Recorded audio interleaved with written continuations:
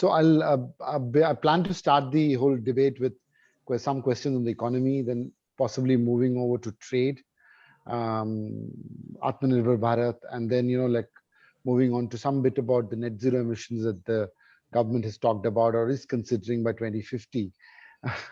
I mean, Yeah, and 2050. Yeah, 2050. Yeah. Leave that out. I mean, Okay, cool. not a big deal. I mean, Sure. there are And so then many other some bit matters. about inflation coming back, and then COVID, how Yeah. the approach has been, and the overall vaccination plan. Yeah, all that we can cover. Yeah, net zero. I haven't really read what the government Okay, has said, cool. so Sure. Okay, sir. Fine. All right. So shall we start? Sure. Thank you. It is with immense pleasure that I'm getting to introduce you to our next speaker, Mr. Arvind Pangaria-ji. He was the first vice chairman of Niti Aayog and is currently working as the professor of economics at University of Columbia. He also has an excellent record of working with the World Bank, IMF, and Asian Development Bank. We are highly proud to have a Padma Bhushan recipient to encourage and motivate us with his words. We also have Mr. Unni Krishnan with us. He's the Delhi Bureau Chief of Bloomberg News as a moderator who will be carrying on today's discussion. He's a man of, just a second. So, sir, we are honored to have you here. The way you carry your discussions, the work that you do inspires us. And we are really honored to have you both here. So on to you, sir. You can carry forward the discussion. Thank you, Yagya. Dr. Panagria is, first of all, good morning, Dr. Panagria. It's good evening morning here, and I guess it's morning at your end. I mean, you're no stranger. You've had a sort of ringside view of policy making in India. And we've seen a lot of changes in the last 6 years. We are entering a stage right now where there is a bit of consolidation happening. There are a lot of global uncertainties on the horizon. Domestically, also, inflation is picking up. What would you make, how would you make sense of the economic outlook for the economy right now? So only let me say that, as a matter of what post-COVID world would look like for India, I'm very upbeat, very optimistic, and we can talk about why that is so. But pre-COVID, it really, is very much dependent on how rapidly we can control the infections. I have all along maintained for the last entire year that this is a very unpredictable virus. And the evolution of infections and everything else that goes with it is very difficult to predict, and that has turned out to be so. And in my view, I think the economic activity will remain dependent on how this evolution happens, because if shoppers cannot go to shops, and if workers cannot go to their workplaces, and if the manufacturers find their input supplies interrupted, then no matter what we do from the policy side, including any fiscal stimulus, etc., the economic activity cannot be fully revived. So we can speak a little bit more definitively of the post-COVID period, but that may how far away we are from that will depend on how rapidly we can vaccinate. Yeah, I mean, that's an interesting point. You talk about vaccination. I mean, I guess here, in a sense, we are in a sweet spot because India is home to the largest vaccine manufacturing facility. In that sense, do you see an advantage? And if that is an advantage, what do you think is the best approach wherein we can, catapult to an era, like you said, a post-COVID era? Like, what's the best strategy, in your opinion, considering the way we have gone about vaccinating our population right now? We started with health workers, then we moved on to 60, and then now we're at a stage where we're vaccinating people above 45. People have been talking about a more aggressive strategy because India can afford a more aggressive strategy given the supply of vaccines. Yes. So certainly we are in a sweet spot, for a large number of countries, look at Brazil, a very difficult situation when you don't, even Canada, got about 5 million vaccines and all. It's a small country of 37 million people, but nevertheless, it's a rich country and still struggling to get vaccines. So we are certainly in a very good position from that perspective. I'm very pleased actually, once we opened up the vaccination to population up to 45 years of age and above. On the very first day, April 1, the total number of vaccines administered went up to 3.7 million from about, it was hovering around 2 million. So that is a very, very good development. And what I would do at this point is be very aggressive in moving ahead with those who are willing to have themselves vaccinated. I'll particularly focus on districts which are subject to very heavy kind of rate of infections. These are well-known districts, and I would, really sort of go at it in those districts in a bigger way. If necessary, actually, in those districts, perhaps even open to at least up to 18 years and above. And there are some issues with skepticism on the part of the population, hesitation to come along and all. The experience we are having here in the United States is that, as the number of vaccinations have gone up, the hesitation and skepticism has gone down. And so many who were initially skeptical are now coming forward. I am 100% sure that the same will happen in India. So rather than, expend too much energy on, specific groups which are showing any hesitation at this point, I would, go whole hog to get vaccinations to those who are willing, open it up if necessary, both in terms of geography and age, and particularly in the more heavily impacted districts, open up even below 45 and go at that. The other thing we need to watch, of course, is that vaccine supply doesn't, keep pace with the need, because remember, everybody has to have a second vaccine, and if we vaccinate too many in the first one and there are then not enough second vaccines, that will be a problem. So that calculation has to be kept in mind. So I mean, if I were to understand your advice is that policymakers in India should actually aggressively or actively think of universal vaccination for anyone above the age of 18 years, possibly, draw up a plan, look at industrialized districts or districts which have high migration, because that's what we've seen from India's experience, that, wherever there's larger movement of people, I mean, there is a, flare up in infection, especially after festivals, vacations, the marriage season and everything. So are you talking about, that, I mean, your advice to policymakers would be think of universal vaccination plan, given the resources we have? Well, starting especially with the districts which are heavily impacted by infections right now, because I'm also concerned about the availability of the second vaccine. So that has to be kept in mind. And if that is available, then yes. So, I mean, wherever it's feasible, please go ahead and universally vaccinate everyone. Yes. Yeah, cool, fine. And like when we talk about this whole vaccination program, the other aspect is faster economic growth or a rebound in economic growth. Like, what is that level where you think, if you have 50% of the population vaccinated, or in terms of any, modeling which suggests that a country like India, I mean, if it is to come back, the demand is to come back, and like you said, the shoppers have to go out. What is that level that the population should get vaccinated? Well, look, my calculation is very simple.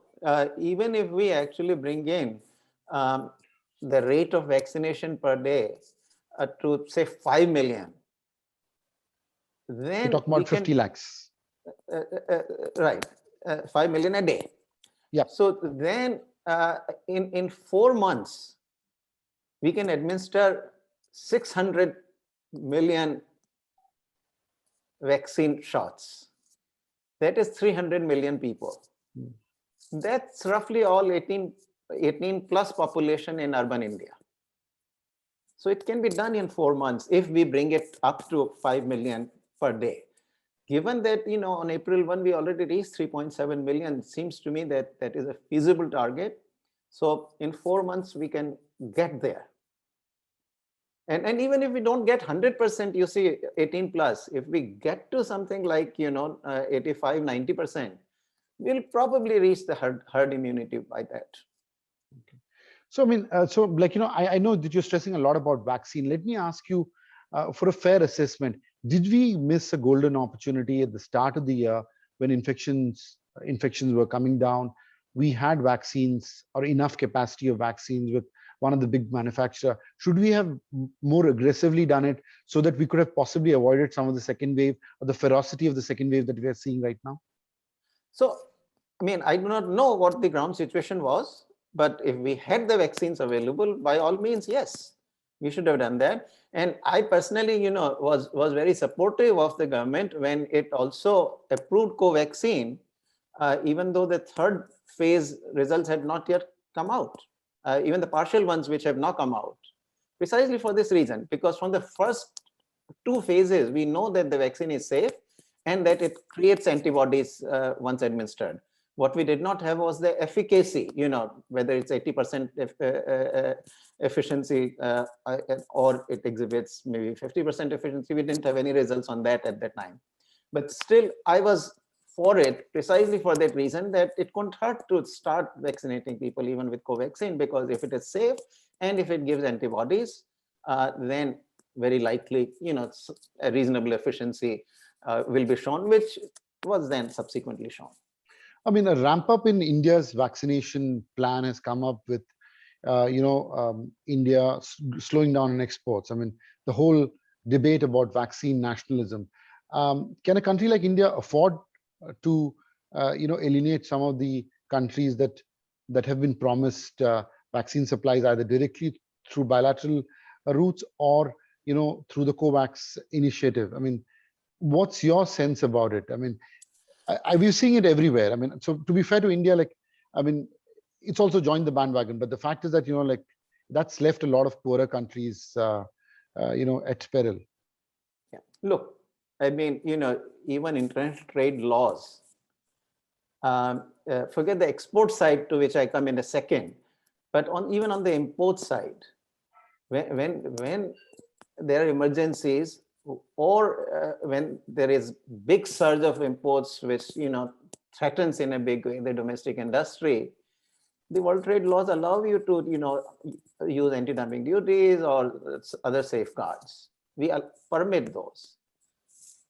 On the export side, in fact, there are no laws that prohibit anything, actually, any action in terms of putting some controls on exports. So we routinely do that with onions and things like that, when cotton also we have done.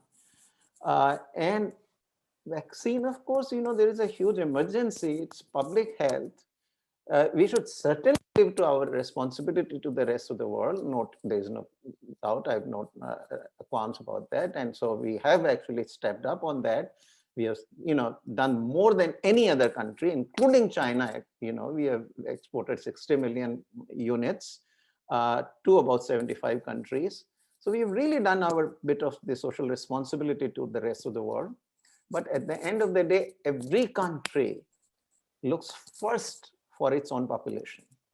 And so if India does actually, delay the delivery of the promised vaccines to some of the countries to favor Indian population, I think it's well within its rights, and to some degree it's its obligation. I mean, every country takes care of its own people first. Cool, fine. I mean, that's the bit about this thing. And I'd like to now turn attention to economy. You said, I mean, it's looking very uncertain where we are, but given the kind of uncertainties that we have, I mean, when do you see some semblance of normalcy returning? I mean, either globally and even locally in India? Yeah. So first, locally, I think very important, and certainly, things have looked up, and progressively, in very first quarter of 2021, which is April, May, June, we certainly saw a big dip, almost 24-25% decline in the GDP. Since then, we have been coming up. And by the third quarter, we were actually back at third quarter of fiscal year 21. We were back to roughly where we were a year ago. And I suspect, even from the latest figure I see on the collection of the GST in March, about 1,23,000 crore rupees, 1.23 trillion rupees, a handsome sum, more than in any time in the past, which is a good sign. So we're returning. But as I said, if this wave is already rising up, and today the latest figure is somewhere close to what, 89,000 new infections. That's turning into as high a wave as the previous one. Pretty much, in the previous one we went up to about 98,000 before we started declining.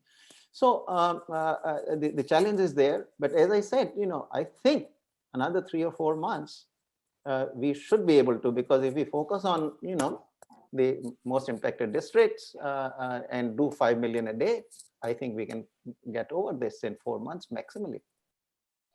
I mean, are you confident, given the first quarter numbers, that if we get a semblance or some sort of handle on the infection numbers, we can quickly come back? Because some of the economists, I mean, including you, have expressed pleasure and also are surprised by the strong comeback in terms of demand. I mean, is that something now, with the benefit of hindsight and some numbers, that we're confident that if we can get a handle, we can quickly jump back in terms of economic growth? Yeah, no, in fact, I'm not surprised, actually, because I've all along said that, fundamentally the economy was fine, except the financial sector, which was in stress. And I think that is a sector to continue to watch very carefully and do take actions in advance. I've been arguing that the finance ministry should actually be prepared and probably do some bit of recapitalization in advance, because putting together this ARC, the bad bank that has been proposed, is a challenge, and that may take quite a bit of time. And so you don't want to in the meantime let the credit growth falter.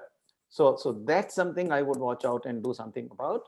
But other than that, the economy has been sound. And as soon as the activity, as soon as people can go to shops and to their workplaces, recovery was expected to happen. That was my expectation, and that's how it has played out. Are you worried about delinquencies rising, banking delinquencies rising, given the fact that we are staring at another, strong wave of infections and possibly localized lockdowns, which would further hit the economic activity? If it hits economic activity, obviously more firms are vulnerable to delinquencies. I mean, is that the reason why you're saying that, government should actively think of recapitalization, not tomorrow, but actually today? Yeah, well, see, recapitalization is part of the issue. That's to ensure that the credit growth continues.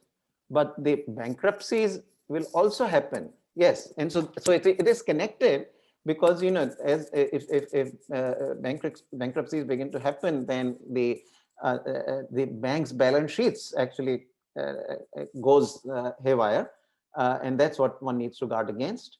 But also it would require, therefore, a rapid cleanup, and also NCLT process has to also kick in properly and all. But yes, I am concerned that, and all the experts who are closer to the situation also say that, look, right now we have been able to delay, because we said for 1 year, basically we gave automatic renewal of the loans and so forth, if at renewed terms and so and all, and also other cushions were built in with the fairly generous credit lines. But all that ultimately will have to be confronted once the crisis is over. On the fiscal front, do you foresee, or do you want the government to actually pay cash handouts to people, to the vulnerable sections, to drive demand, like has been done in most of the Western economies?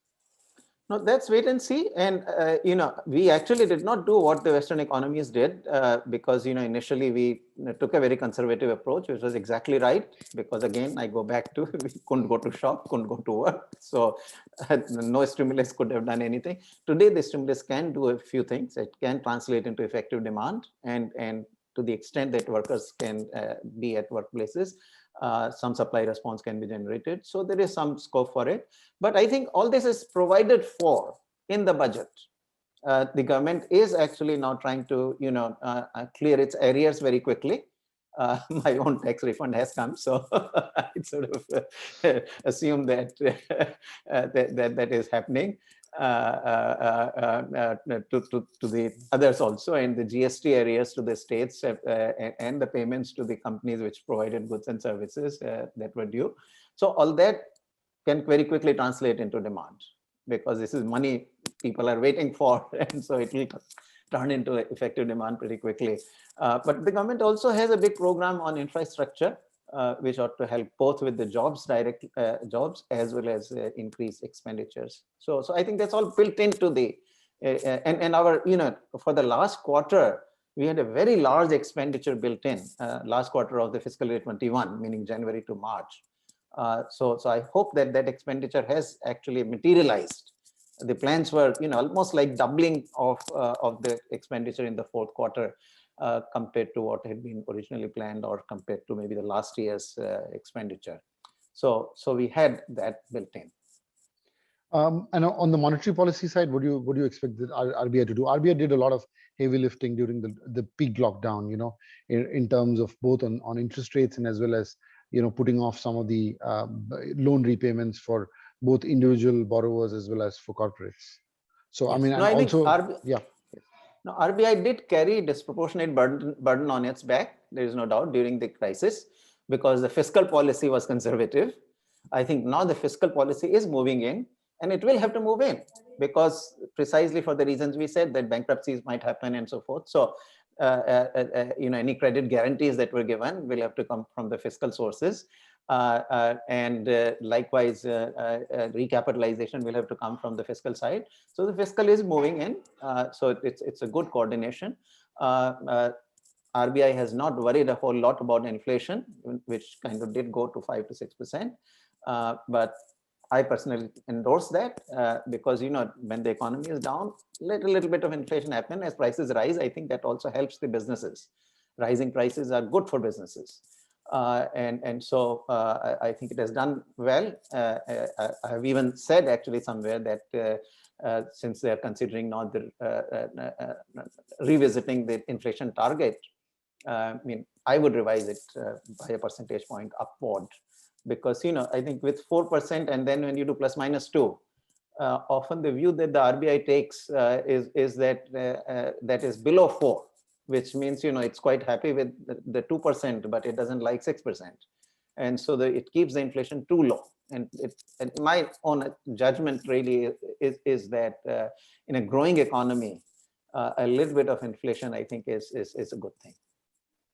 I mean, we don't want to go to 8, 9, 10, but 6, 7% is quite okay. Let me now take the issue of Atmanirbhar Bharat. That's a big, plan of Prime Minister Modi to boost economic growth, generate jobs. That also comes with some sort of a protectionist edge to it. Would you agree? Yeah.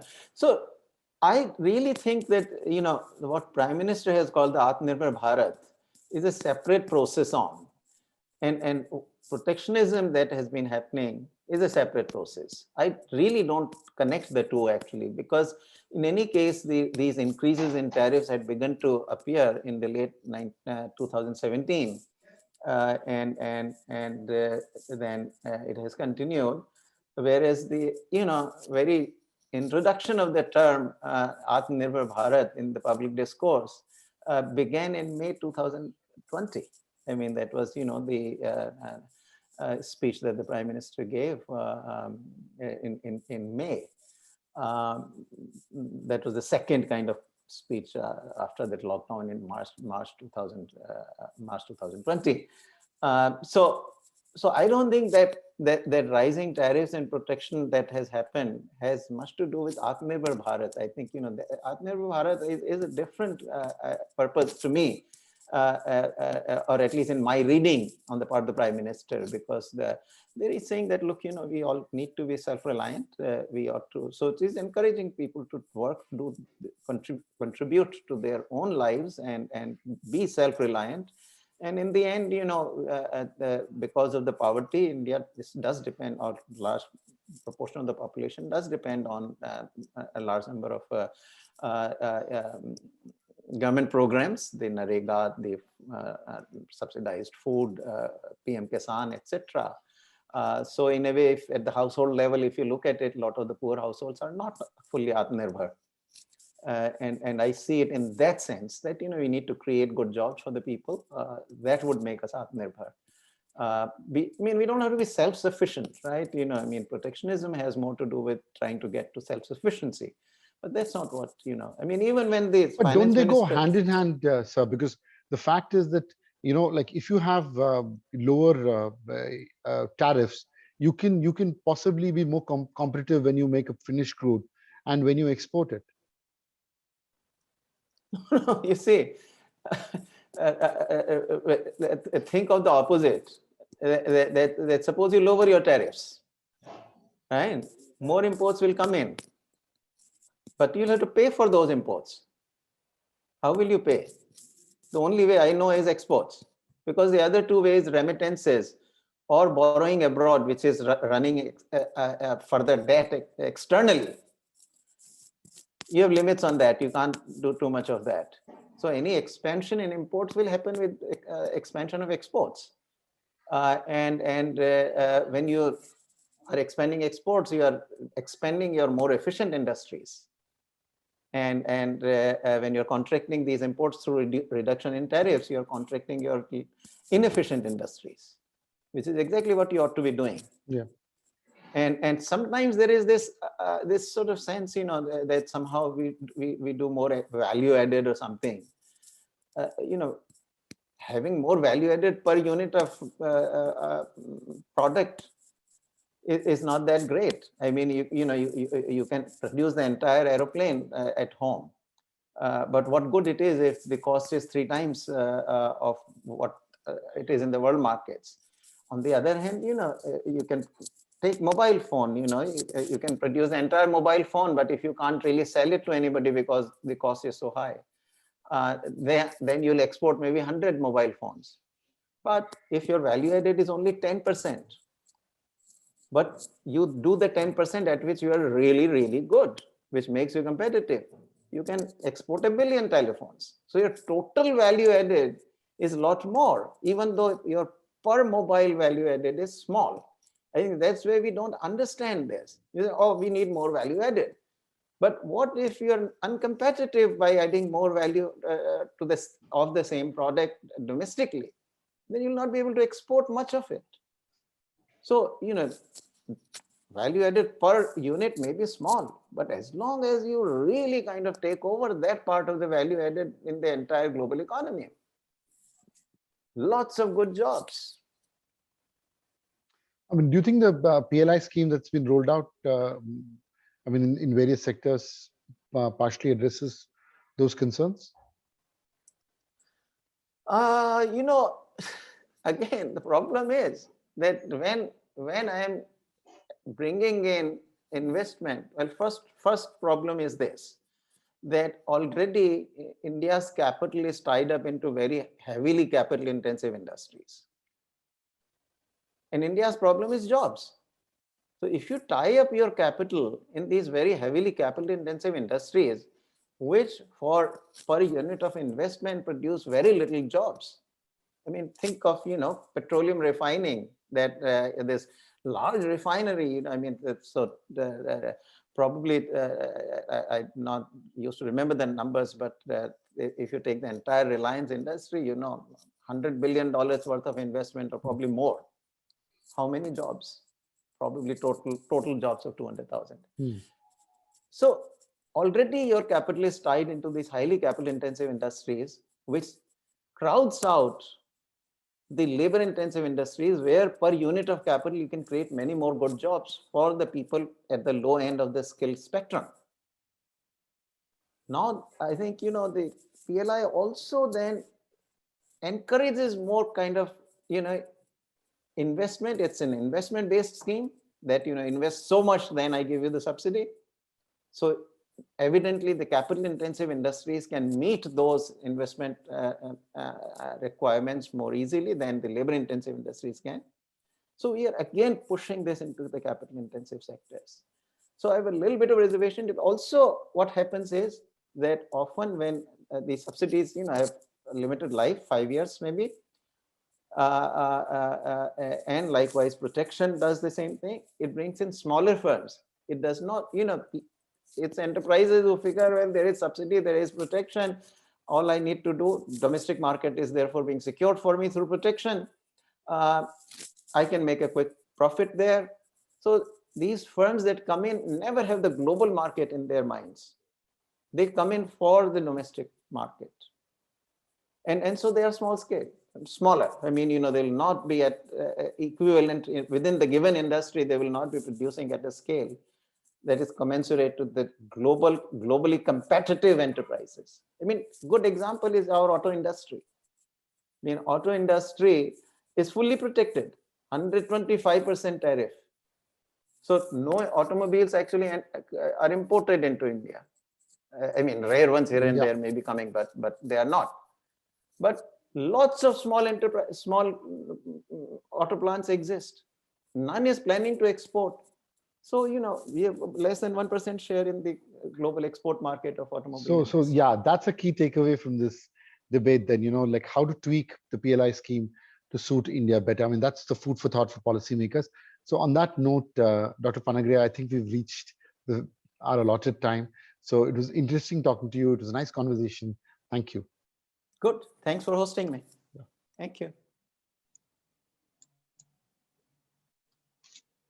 So we are privileged to have you join us, sir, and to Mr. Unni Krishnan for moderating this session. We are confident that the key insights provided by you on various topics, including growth, inflation, budget gap, impact of COVID-19 on economic activity, and India's vaccine strategy, must have helped all our attendees in understanding these issues in a better way. We express our deep gratitude to you for taking out your valuable time and connecting with the youth across the country. Thank you so much for joining us, sir. Thank you for hosting, Yagya.